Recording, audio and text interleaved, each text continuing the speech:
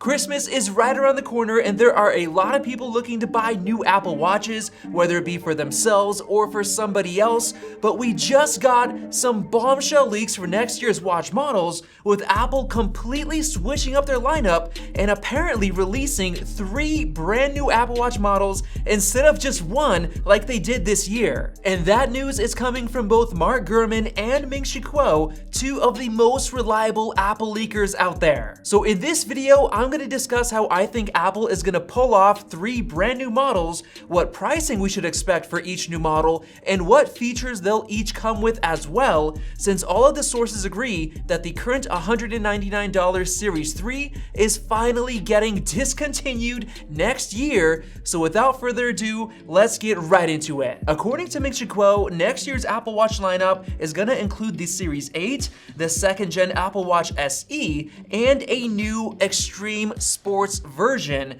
which definitely sounds intriguing and a little bit vague, but I actually think that Apple could call this one the Pro model. So before I break that down and explain it, I've got to cover the other 2. First, I want to start off with predictions for what the 2nd gen Apple Watch SE could look like and which features it'll most likely come with. And the best way to do that is to look at what Apple did with the 1st gen SE and how they're marketing it. Now, if you didn't already know, the Apple Watch SE was introduced alongside the new Series 6 last year, but at a much lower $279 price. And when we compared it directly to the Series 6, we realized that it was basically just a Series 5 that was only available in an aluminum casing, and it was missing just a couple of features like the ECG app and the always-on display. That's it. So Apple essentially took the older Series 5, then tweaked it a bit to drop the price, and simply rebranded it as the SE. And that's exactly what I'm expecting Apple to do with the new 2nd gen SE.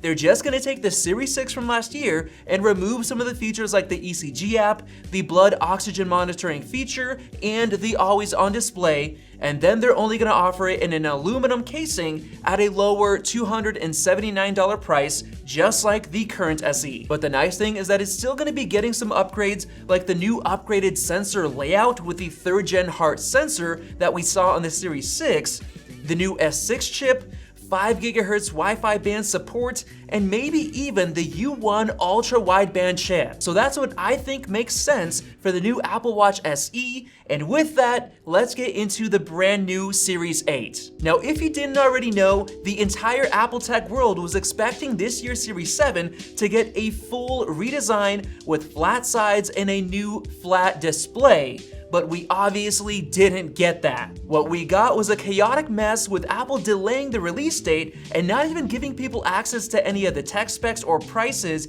until the morning that pre-orders went live. And the most curious part is that Mark Gurman, who is basically the most reliable Apple leaker out there, got a bunch of details wrong. Like when he said that the Series 7 would get a faster double-sided chip, updated ultra-wideband tech, and improved wireless connectivity. But in the end, we got none of that. The only 2 significant changes were the larger display and the faster charging speed. That's literally it. And even the new S7 chip was already proven to be a rebranded S6 chip with no speed or efficiency improvements. So the big question we have to answer is what happened to that flat edge design that we even got CAD files for, and could we potentially see it come next year? Well, I think I've finally figured out what happened, and this is by far the most reasonable answer. Way back in March of 2021, Mark Gurman reported that Apple was working on a new,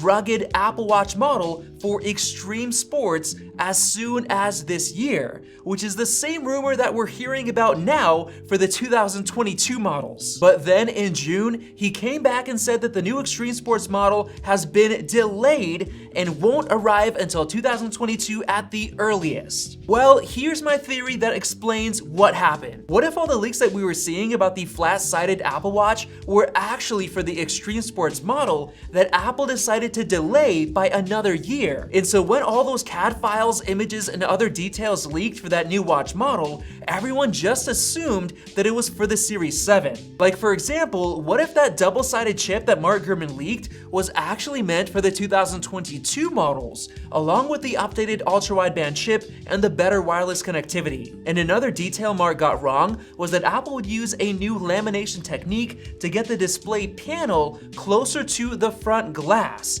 So what if that was actually meant for the new Extreme Sports model? Because the front cover glass on the Series 7 that we got is actually further from the display. So what if Apple planned to release that new Extreme model this year, but something went horribly wrong with production, so they delayed it and decided to give the Series 7 a more minor update like we got. And then later in 2022, they plan to finally update the internals of the Series 8 and release that new Extreme Sports model. Well, that's exactly what I think is gonna happen. So before I explain why it makes sense for the new Extreme model to have flat sides and a flat display, I want to quickly cover what we should expect from the regular Series 8. First of all, we should probably expect it to come at the same $399 starting price and the same exact design and display sizes. But this time around, the big changes will be focused on the inside, with features like a new body temperature sensor,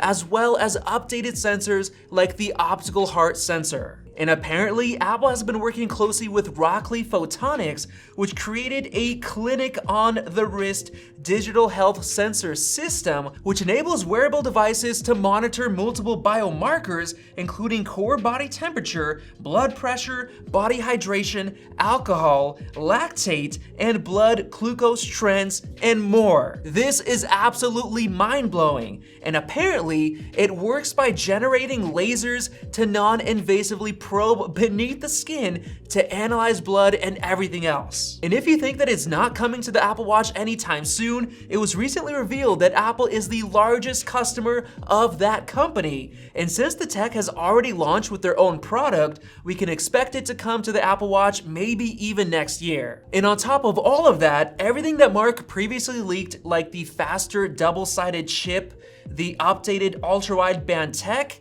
and improved wireless connectivity like potentially Wi-Fi 6E and Bluetooth 5.2 will probably be coming as well. So just to sum up the new Series 8, we should be expecting the exact same design, the same price, but with some updated internal specs and new sensors, like for measuring body temperature and more. But now, with all that out of the way, we've got to move on to the new Extreme Sports model and what I think it could look like. I personally think that the new flat-sided design makes sense because it would actually make it a lot more durable, just like what Mark Gurman was talking about with the new rugged watch. For example, since that new design would feature a completely flat glass cover, it'll be much more durable because the metal rim around the display will give it extra protection just in case you fall or if you accidentally smack something with the watch itself, compared to the current design that literally has glass extending over the edges, completely exposed. And on top of that, Apple could use a new titanium alloy as the casing material for this watch,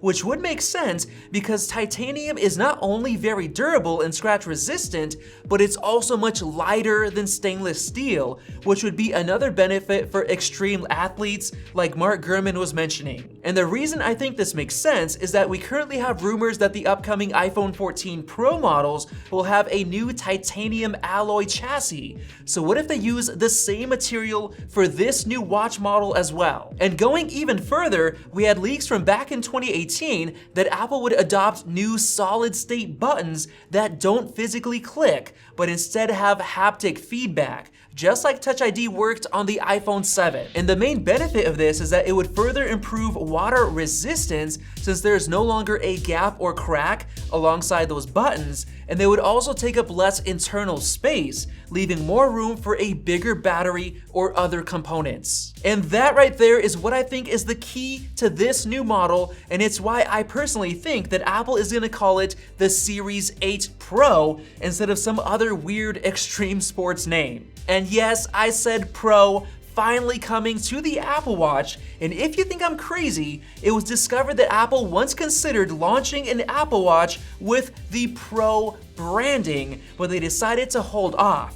so maybe it's finally time to launch a Pro model watch. And if you're wondering what would warrant the Pro title, I've been doing a lot of research and everything actually lines up, so let me explain. First off, if the display is truly going to be flat, it's going to add a lot more durability since it's totally protected, which will then allow Apple to make the glass thinner without sacrificing durability. And then since the glass is flat, they can laminate the new flat display panel closer to the glass, just like what Mark Gurman leaked earlier this year, which will essentially save huge amounts of internal space, allowing Apple to pack in a much larger battery and whatever else they want to put in, especially if the solid-state buttons help save even more space. But going even further, the new boxy shape by itself will greatly increase the internal volume, just like what Apple did with the new MacBook Pros, which once again allows for an even bigger battery. So I wouldn't be surprised if we get at least 24 hours of battery life or more. So in my opinion, a more durable design with a titanium casing,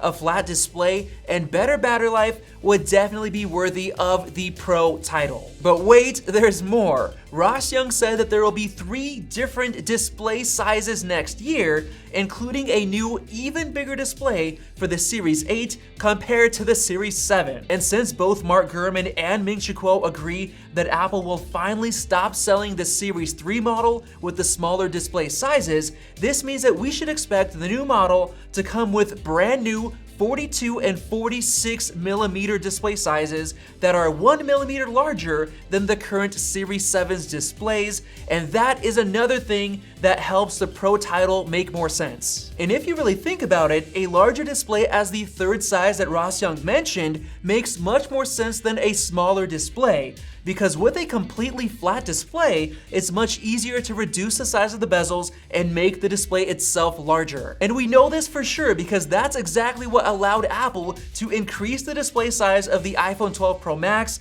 up to 6.7 inches from the previous 6.5 inches, since the flat glass meant that the display itself could sit closer to the edge of the internal chassis, thus reducing the bezel size and allowing for a larger display. And this leads me to my final point about why that new model should be called the Series 8 Pro. If that new Extreme Sports model is simply called something like the Rugged Edition or something like that, and someone really doesn't want a watch focused on durability, then they're gonna have the option of going with the regular Series 8 model. But the downside is that the display size will be smaller, which is gonna be disappointing. So Apple can instead call it the Series 8 Pro to let people know that it's the best model out there with the best battery life, the best features, the most durable casing, better water and dust resistance, and the new flat-sided design. And the main reason to do all of this is so that Apple can finally offer an even more expensive Pro model, while at the same time allowing them to keep the price of the regular Series 8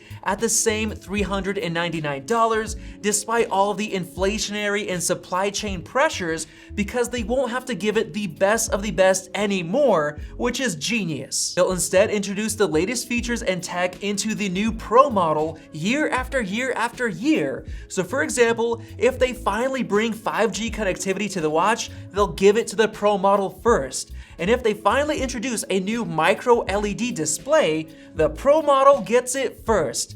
And if the new Rockley Photonics features will be ready to go into the new Apple Watch, it might even launch on the new expensive Pro model first. And even if Apple charges up to $700 or $800 for this Pro model, people would be lining up to buy it because it would already come with the more expensive titanium casing, along with a totally new flat-sided design and awesome features like better battery life, especially if they can crank out a full 24 hours instead of the current 18, which is probably the biggest complaint people have with the Apple Watch. And since they're finally getting rid of the $199 Apple Watch Series 3 and replacing it with a $279 new SE model, the average selling price across all of the new Apple Watch models will be increased even higher than before, meaning more revenue for Apple. So with that said, if you're looking to buy an Apple Watch and you don't mind waiting another 9 months for a potential Pro model,